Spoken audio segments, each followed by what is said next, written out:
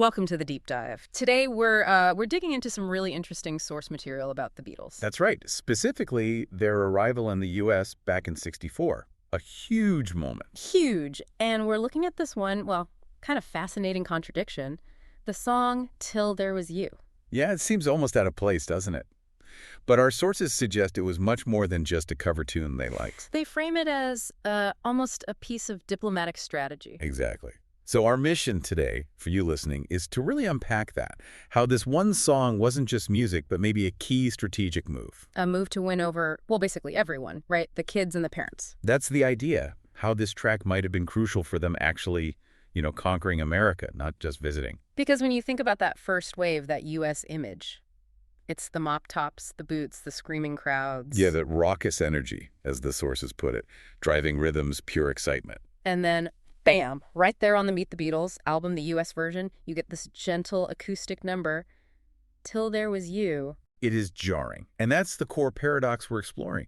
Was it just something they genuinely loved playing? I mean, they did play it way back in the cavern days. Right, or was it, a calculated thing, a brilliant way to soothe the nerves of skeptical American adults? And what's great is the sources sort of suggest delightfully that it was probably both. And it worked. Okay, so let's get into the origins first, because that clash is immediate. This song's background is just not the typical Beatles story. Not at all. It wasn't cooked up in some sweaty Hamburg club or a damp cavern basement, as one source amusingly puts it. No, this was Broadway, pure Americana. Absolutely. The Music Man, 1957 musical. It's about as far from rebellious rock and roll as you can get, isn't it? I mean, The Music Man, that's wholesome, small-town Iowa. It's about marching bands, librarians. Marion the Librarian, yeah. So you have this band, famous for writing their own generation's anthems, covering a tune about, well, a library romance. It's quite the juxtaposition, covering a song from a musical about marching bands, while at the same time basically inciting teenage riots. It's incredible, really, a kind of cultural tightrope walk. And where they placed it on the U.S. album, Meet the Beatles, that really underlines the contrast. Oh, yeah, the track listing is super important here. Think about what's around it. It's nestled right between I Want to Be Your Man, which is pretty raw Ringo. And full of that sort of joyous anarchy. Yeah.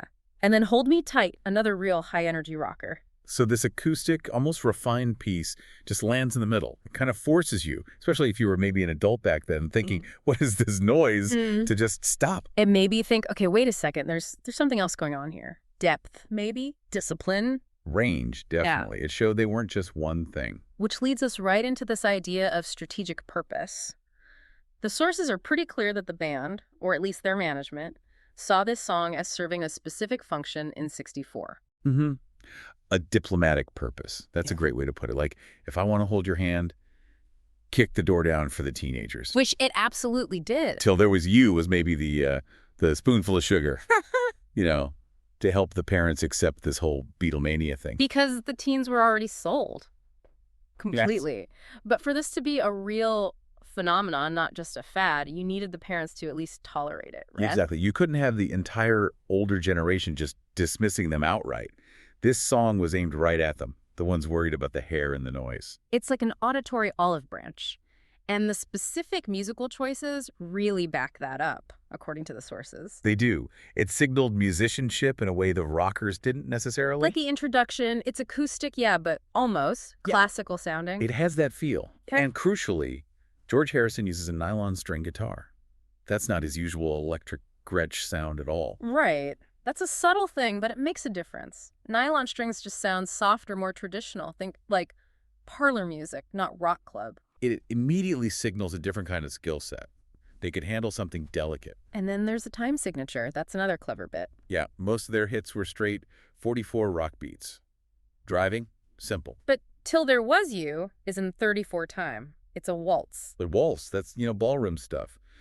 Old-fashioned, respectable.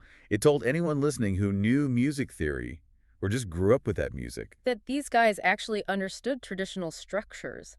They weren't just making noise. They knew the rules, even if they were breaking them elsewhere. It showed competence, foundational musical knowledge. And performing the song on American TV, on Ed Sullivan. That context is huge. Absolutely essential. Imagine that scene. The screaming teenagers, the absolute chaos. Hormones flying everywhere. Right. And then suddenly, this moment of calm. Strategic serenity, you could call it. It must have been deliberate, playing that song right then. Had to be. It let them say, without saying a word, okay, yeah, we rock, we're loud, but look, we can also be these nice boys. We respect a 34 times signature. We can play softly enough for your grandmother to knit to, as one source puts it. Uh-huh. Yeah, exactly. It was like the perfect Trojan horse. Polite, charming, gets you inside the gates. And the way they delivered it, too. John and Paul's harmonies. Very sweet. Almost saccharine, maybe, but intentionally so. Definitely. Delivering this melody that's just so clean, wholesome, like it could sell toothpaste, you It know? was polish and tradition used almost like a weapon to neutralize that generational pushback critics were trying to stir up. It just made it really hard to dismiss them as, just loud hooligans. Precisely. This track was undeniable proof. Skilled musicians, real range, adaptable. They needed that. They had to show that to get past the whole teen fad label, didn't they? To become something lasting. Yeah, if they'd only come over with the high-energy rock stuff, you can imagine the backlash from the press, the cultural critics. Yeah. It might have been much worse. Tiller's You gave them credentials. It made the rest of the racket, as some might have called it, feel earned. Like an artistic choice, not just inability to do anything else. And looking ahead, you can kind of see the seeds of Paul McCartney's later work here, can't you? Oh, totally. The sources called this the exactly right prelude to his later fondness for retro styles. His granny music, as it sometimes gets called. Right, affectionately, or maybe, well, sometimes not so affectionately. But this early track showed he was comfortable with those non-rock traditional forms. For anyone listening who isn't familiar, that granny music term usually points to Paul's songs that Jew on, like cabaret, music hall, older styles. Using pianos, horns, more traditional arrangements instead of just guitars and drums. Yeah. Until There Was You kind of proved early on that he had that interest, that capability. He could explore those older musical wells. So at the end of the day, the real power of this song is in that contradiction, isn't it? It really is masterful. It's the respectful cover of an American show tune that proves their musical chops to skeptical American ears. But it's also the gentle ballad that somehow makes the loud rock songs that follow feel more deliberate, more impactful. It allows the racket to feel earned, like we said. It's this unlikely show tune that became an essential stepping stone to rock supremacy. It's amazing. It really makes you think. Sometimes the most revolutionary thing you can do isn't to shout louder, but to, quietly whisper a tune about marching bands. Huh. Yeah, exactly.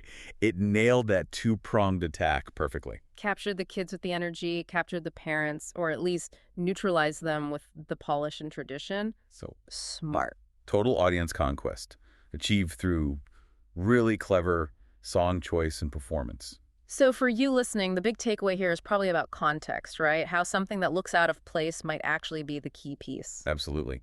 It shows that success, especially massive, culture-shifting success like the Beatles had, often requires showing range, showing contradiction even, not just one single kind of energy. The Beatles didn't just show up and rock. They strategically packaged that rock. They were smart about how they presented themselves.